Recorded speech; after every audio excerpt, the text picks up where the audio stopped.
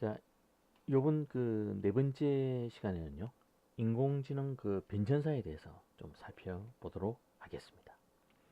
우리가 지난 시간에요, 그 퍼셉트론하고 MCP 그 구조에 대해서요, 사람들이 엄청난 이제 기대와 관심을 한 몸에 한 곳에 인공지능이 받게 되었다 하는 사실까지 설명드렸습니다. 그런데 거기에요, 아주 커다란 도전이 하나 나타났습니다.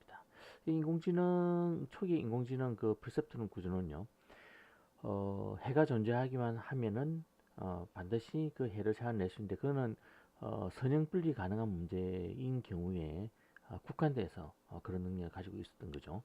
근데 이제 거기에 어떤 도전이 생기나 하면요, exclusive OR이라고 하는 문제가 그 퍼셉트론 그 구조에 대해서 도전장을 내밀게 되었습니다. 이 구조는 뭐냐면요, 어, 0, 1, 1, 0 이럴 경우에는 그 우리가 1을 이제 출력하고요. 1, 1, 0, 0 이럴 때는 마이너스 1을 출력하게 하는 이런 문제였습니다.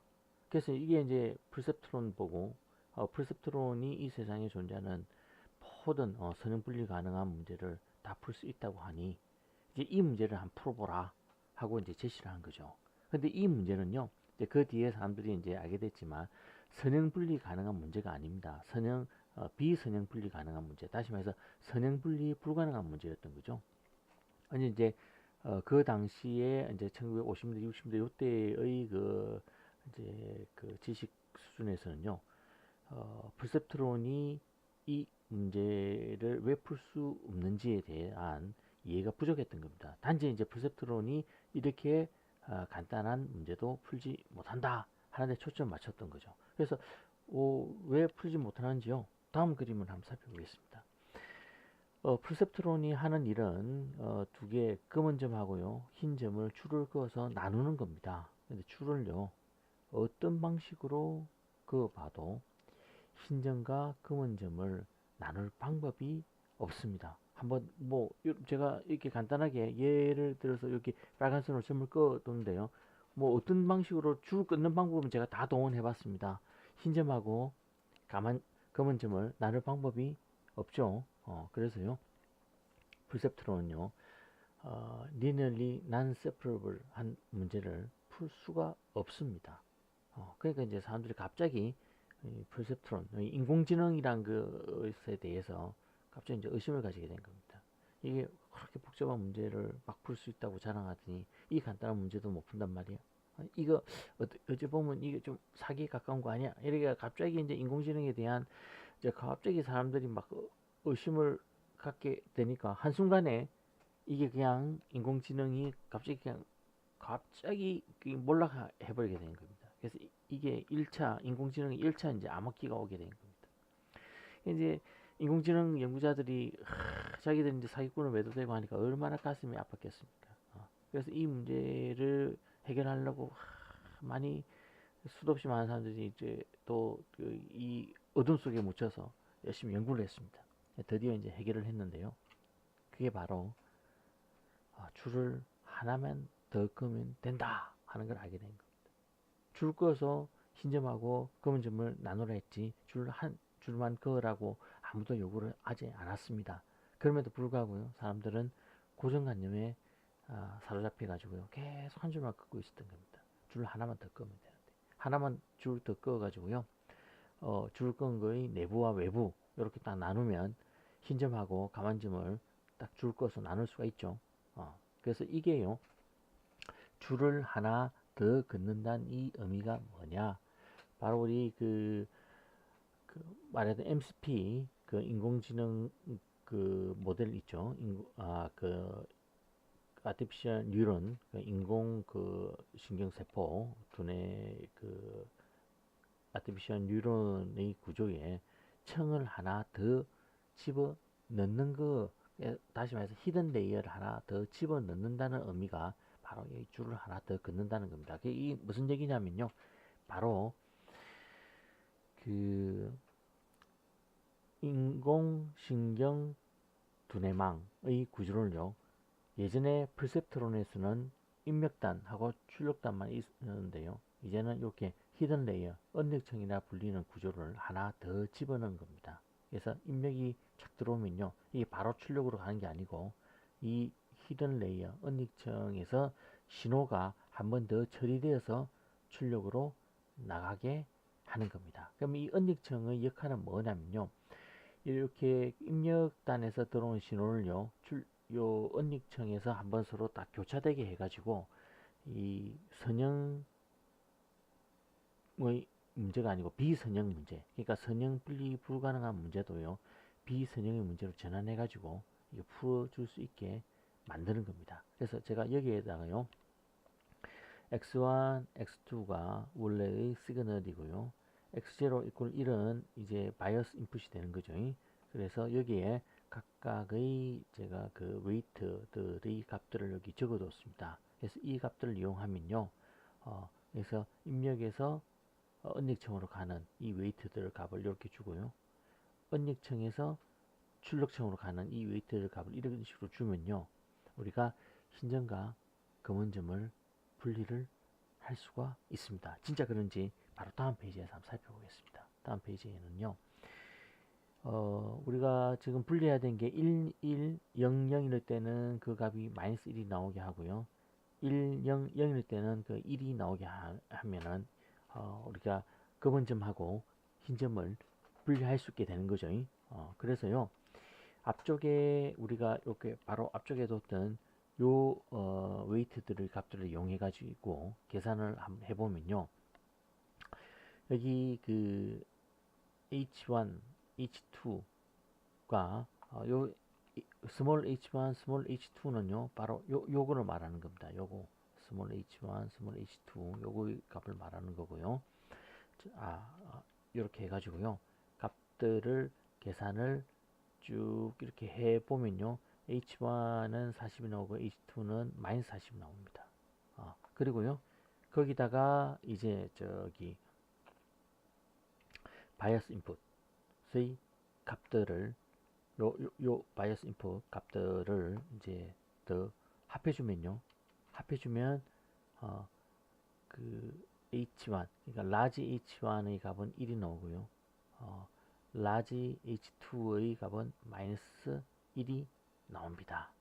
그래서 그 값이 뭐를 얘기하냐면은 바로 여기 h1하고요, 바이어스 인풋하고 같이 계산돼서 나오는 게 바로 라지 h1이 되는 겁니다. 그래서 그런 라지 h1 값하고요, 라지 h1, h2를 계산해 가지고요, 궁극적으로는 이제 출력을 계산을 하게 되는 겁니다. 출력은 이제 이렇게 라지 h1, 라지 h2, 그 다음에 여기 언닉층에 또 바이어스 인풋 이거하고 언닉층에서 출력층으로 가는 이 웨이트, 요게 이제 합쳐져 가지고요, 최종 요 출력값이 나오게 되는 겁니다. 그래서요, 1일 때는요, 출력값이 마이너스 30이 나오고요, 0일 때도 출력값을 계산해 보면 이게 마이너스 30이 나옵니다. 그래서 요거를요, 파이 함수 속에 마이너스 30을 집어넣으면요, 이거 0보다 적죠. 이거 출력값이 마이너스 1, 마이너스 1이 나오게 됩니다. 근데 1, 0일 때는요, 우리가 h1을 계산하면 20, h2를 계산하면 마이너스 20이 나옵니다. 그래서 라지 h1과 라지 h2를 계산하면 이 값이 각각 1, 1이 나오는데요. 그래서 출력값은 해보면 10이 나오게 되고요. 요게 0, 1일 때도요, 이 출력값은 10이 나오게 됩니다. 그래서 이 출력값을 파이 함수 속에 집어넣으면요, 이제 우리가 요거는 0보다 크기 때문에 1, 1이 된다는 것을 알 수 있습니다. 그래서 드디어요, 우리는 이렇게 언닉층을 하나 집어넣어서 이렇게 출력하고 입력하고 출력층만 있던 퍼셉트론 구조에서 이 레이어를 하나 더 집어넣음으로 해서 드디어 linearly non-separable 한, 다시 말해서 exclusive OR 문제를 우리가 깔끔하게 해결해 버린 겁니다. 그래서 드디어 이제 여기서 이제 인공지능을 연구하던 사람이 내가 이제 사기꾼이 아니다. 우리도 이제 히든 레이어 하나 집어넣어 가지고 exclusive OR 문제도 풀 수 있다 하는 거를 이제 드디어 증명을 함으로 해서요. 사기꾼이라는 누명을 벗게 되었습니다. 그런데요, 이게 끝이 아닙니다. 이제 문제는 뭐냐면요. 그러면 이제 히든 레이어가 하나가 딱 들어가 있으면 이거 이제 웨이트들의 값을 어떻게 조정할 거냐. 방금 제가 웨이트들의 값 계산한 건요.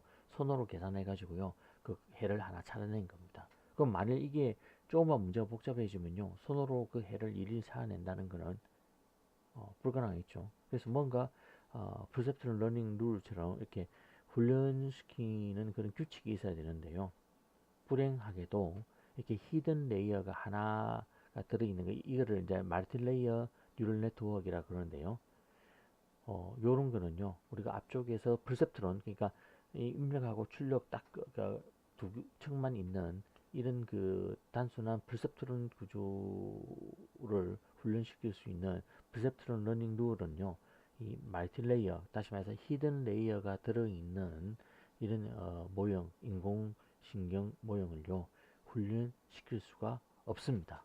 그래서요, 이제 비록 그 사기꾼이라는 누명은 벗게 되었지만, 이제 이거를 그 새롭게 만들어진 언닉층이 있는 멀티 레이어 뉴럴 네트워크를 이제 훈련시킬 수 있는 그런 러닝 룰을 제시를 하지 못했기 때문에 이제 여전히 이제 인공 그 지능, 인공신경 두뇌망에 대한 이제 그 유용성 여기에 대해서는 이제 사람들이 계속 의문을 품게 되었죠. 그래서 다시 이제 머신러닝을 암흑기로 들어가게 된 겁니다. 잠깐 이제 이제 히든 레이어 발견해서 잠깐 반짝 이렇게 뭔가 좀 이렇게 기사회생하는 것 같아가 러닝 알고리즘을 제시 못해 가지고요. 다시 이제 암흑기로 쫙 들어가게 되는 겁니다. 그래가지고 이게 이제 70대, 80대 중반까지 이제 머신러닝의 깊은 암흑기가 지속이 되었습니다.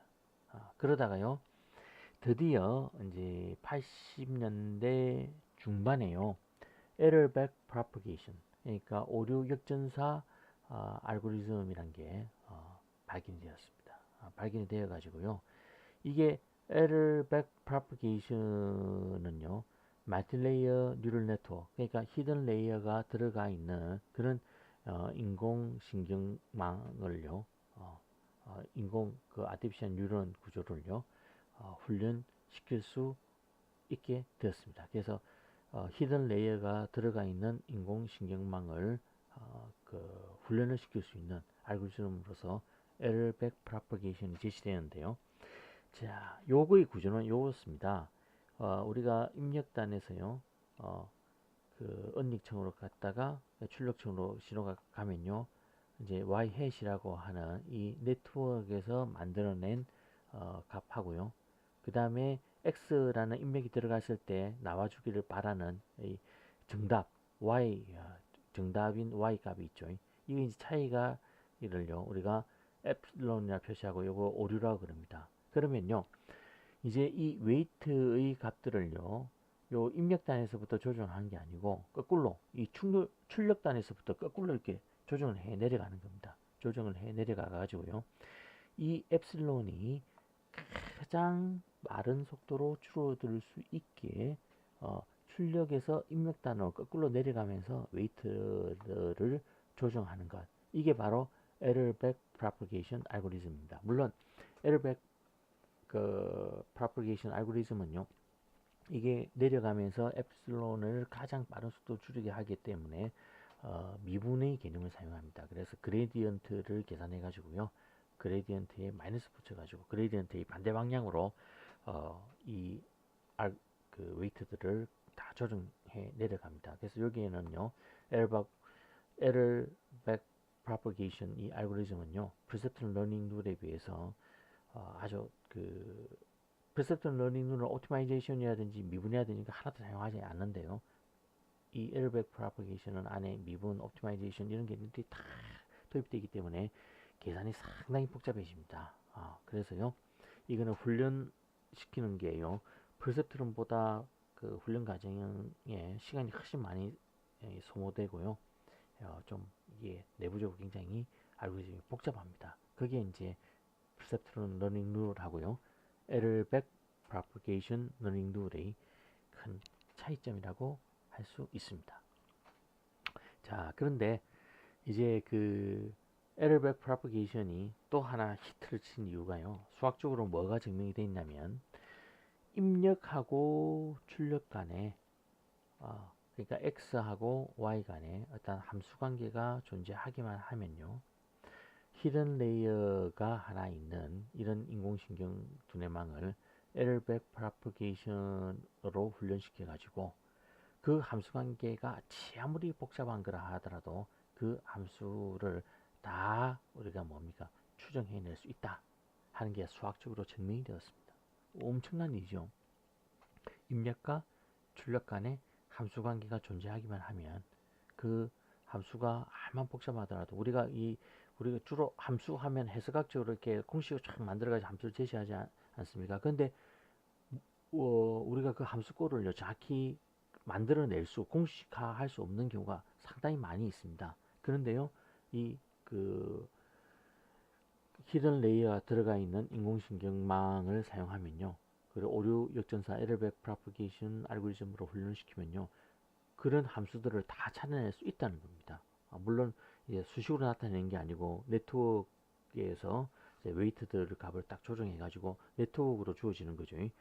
그래서 일반 그 수식으로 나타내는 그런 공식으로 함수를 표현하는 건 아니지만 어쨌든 이런 방법을 통해서 우리가 함수를 다 찾아낼 수 있다는 겁니다. 함수를 찾아내면은 나중에 네트워크가 훈련이 되고 나면요, 우리가 임의의 그 x값을 탁 집어넣었을 때 거기에 적합한 출력값, y값을 탁 내놓을 수 있게 되는 거죠. 그래서 이게 이제 뭐냐면 Universal Approximator, 그러니까 히든 레이어가 하나 있는 그런 인공신경망을 Error-Back Propagation을 통해서 훈련시키면 입력과 출력 간에 존재하는 그 함수가 암만 복잡해도 다 찾아낼 수 있다. 이게 이제 Universal Approximate라고 하는 그런 건데요. 이게 이제 수학적으로 증명됨으로 해서 갑자기 또 이제 인공신경 부분에 그 인공지능 부분에 대해서 붐이 일었습니다. 여기에 이제 또 사람들이 엄청난 기대를 걸게 된 거죠. 이 세상의 문제를 이제 다 풀 수 있게 되었다. x와 y 간의 함수 관계가 존재하기만 하면 그 함수를 다 찾아낼 수 있다 하니까 이 세상의 문제는 이제 다 풀 수 있게 되는 걸로 사람들이 막 엄청난 기대를 걸고 여기에 이제 투자와 연구 자금이 또 막 물물듯이 몰려들기 시작했습니다. 자, 그런데요. 여기도 여전히 또 이제 풀리지 아니한 문제가 또 하나 발생했습니다. 제가 이제 미국에서 이 부분을 공부할 때가 20세기 말, 그러니까 1990년대 중반이었는데요. 그때 이제 한참 이제 이 인공 그 지능에 대해서 붐이 일었을 때입니다. 근데 아까 말씀드렸지만 Error-Back Propagation은 안에 그 훈련시킬 때 미분을 사용하고 옵티마이제이션을 사용하니까 굉장히 계산이 복잡하고요. 그 다음에 이게 이제 수렴 속도가 굉장히 시간이 오래 걸립니다. 그래서 제가 이제 공부할 당시에 그 당시에 제가 이제 연구를 하면서 사용했던 첨단의 워크스테이션이요. 그 수준이 어느 정도 되냐면요. 그 스펙을 말씀드리자면요. 그 당시에 이제 윈도우 95가 오퍼레이팅 시스템으로 막 등장을 했을 때고요. 그리고 그 당시에 우리가 그 워크스테이션에 사용했던 최첨단의 CPU가요. 속도가 166MHz였습니다. CPU 클락 스피드가요. 지금처럼 그 멀티 코어도 아니고 싱글 코어였습니다. 싱글 코어였고 그 싱글 코어의 그 능력이요. 지금은 뭐 안에 CPU 하나 안에 코어가 수십 개씩 들어있고요. 그리고 거기에 개별이 뭐 4기가, 5기가 이렇게 되지 않습니까?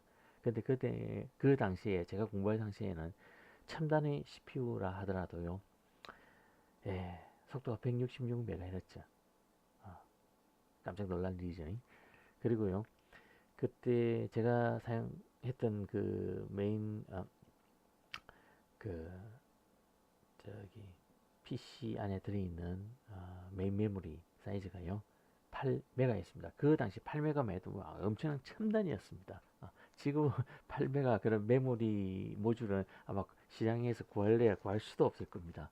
그리고요 하드 드라이브가요 여러분 놀라실 겁니다. 1기가였습니다. 그 당시 1기가 하드 드라이브만 해도요, 최첨단이었고, 그 가격이 어마어마하게 비쌌습니다. 지금 돈으로 따지면 한 몇백만 원 하는 그런 시대였습니다. 그래서 아마 지금 그런 스펙의 워크스테이션 가지고는요, 우리가 유튜브에서 나오는 그 동영상도 하나 재생을 제대로 못할 것입니다. 그렇지만 그 당시는 그게 최첨단이었거든요. 그런 거 가지고 인공지능 연구를 했었습니다. 그래서 이게 해가지고 에러백 프로파게이션 이거 가지고 이게 한번 훈련시키려고 하면요, 한 번 런시키면 뭐 한 달, 두 달, 뭐 한 번 런시키면 끊임없이 돌아갔습니다. 그러니까 이게 참 훈련시키는 그 과정이요, 이게 저기 아예 x하고 y 간의 함수관계가 존재를 안 하기 때문에 이게 수렴 자체가 불가능한 상황인지, 아니면 이게 수렴이 가능하긴 한데 워낙 계산이 복잡해 가지고 아직 수렴을 못한 건지, 수렴을 할 수 없는 건지, 수렴을 아직 안 한 건지, 그걸 참 속 시원하게 빨리 알아낼 방법이 없었던 겁니다. 그래서 이게 이제 하려고 뭐 이게 실용화가 되려고 하면요, 인공지능이 어떤 데이터가 딱 들어왔을 때 이게 이제 어떤 적절한 예상 가능한 시간 범위 내에서 어떤 답을 내놔야 되는데 이건 하염없는 겁니다. 그 당시에 컴퓨터 실력 가지고는 어떻게 언제 이게 훈련이 완료될 수 있다는 거 예상치를 내놓을 방법이 없었던 거죠. 그러니까 이제 사람들이 갑자기 이제 이 인공지능 기술에 대해서 또 회의를 품게 된 겁니다. 야, 이거 뭔가 또 좀 뭔가 좀 이렇게 좀 이상한 흑막이 또 있는 거 아니야? 그래가지고 다시 이제 에, 인공지능 부분에 대한 붐이 확 꺼져버렸습니다. 하필이면 제가 막 이제 공부 마쳐 그 시점이 바로 인공지능의 다시 2차 암흑 시대가 동시에 와버린 겁니다. 그래서 제가 오랫동안 뭐 배운 거를요, 한 번도 써먹지 못하고 사실상 이제 제가 백수가 된 겁니다. 자, 그래서 이제 요 속에서요, 이제 꿈을 잃지 않고 수도 없이 많은 사람들이 계속 그걸 이어갔습니다. 그래서 이제 우리 알파고가 이제 갑자기 탁 이렇게 인공지능 분야에 대해서 다시 붐을 일으켰죠. 그래서 다시 붐을 일으키게 된 그 알고리즘이요, 딥러닝이라고 하는 알고리즘입니다. 이 딥러닝은요, 아까 그 인공신경 그 perceptron 구조를 좀 더 개선한 게 Artificial Neural Networks, 인공신경 두뇌망이라고 하는데요. 인공신경 두뇌망을 더 발전시킨 모형입니다. 이제까지는 히든 레이어가 하나가 있었는데요. 딥러닝에서는 그 히든 레이어를 아주 여러 개를 집어넣습니다. 여러 개를 집어넣고요, 여러 개를 집어넣으면은 훈련이 굉장히 복잡하게 다양한 문제가 발생하는데 그것들을 다 극복을 시킨 겁니다. 그래서 이 딥러닝의 역할은 뭐냐면요, 간단하게 보면은 뭐 수학적으로 보면요, 디멘전을 늘린 겁니다. 디멘전을 늘리면 어떤 장점이 있냐면요, 만일 이렇게 여러 개의 구조가 들어 있는 게 우리가 저 위에서 1차원 평면적으로 보면요, 다 합쳐져 가지고 까만 점만 보일 겁니다. 근데 디멘전을 달리 해가지고 옆에서 보면요, 이거는 까만 점, 이건 노란 점, 이거는 모양도 다른 빨간 삼각형이 있구나, 이런 걸 우리가 발견할 수 있게 되는 거죠. 그래서 딥러닝 구조는요, 그 디멘전을 늘려줌으로 해서 우리가 기존에 해결하지 못했던 인공지능 가지고 제대로 해결하지 못했던 인간이 컴퓨터에 비해서 훨씬 그 정보 처리를 잘한 부분이 뭐 시각 정보라든지 이 언어 정보 이런 거는 컴퓨터가 참 따라하기 힘든 거거든요. 그게 왜냐면 인간의 구조는요, 이 두뇌가 이 딥러닝 구조로 만들어져 있기 때문입니다. 히든 레이어가 하나가 굉장히 다층 구조로 되어 있는 거죠.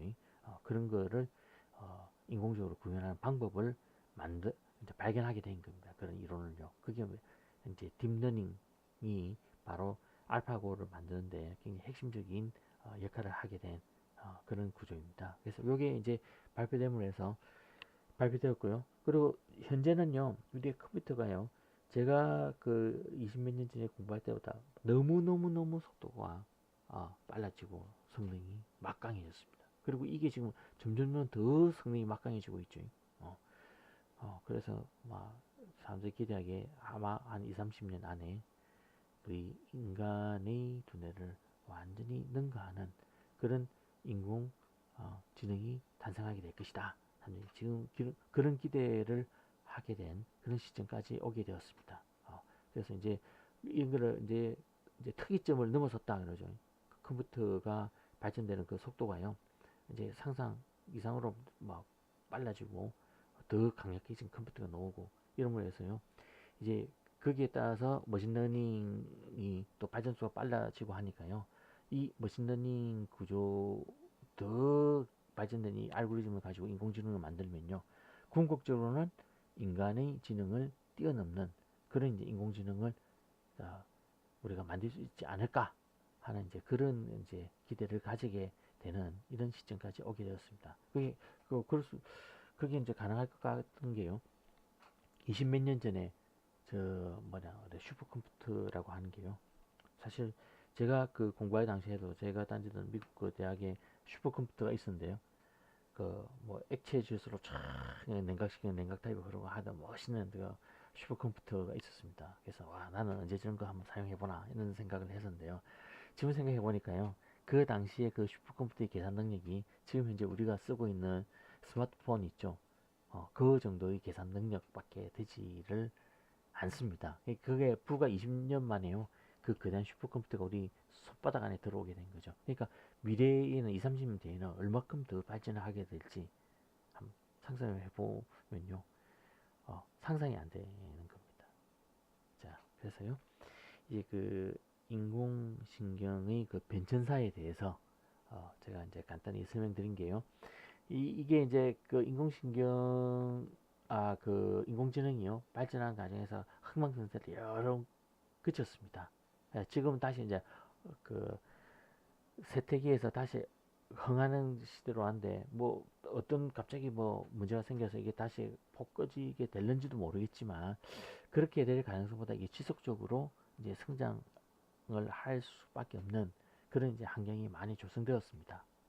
그래서 이제 이런 이제 흥망성쇠를 여러분들이 한번 역사적으로 쭉 한번 포착해 보시면요.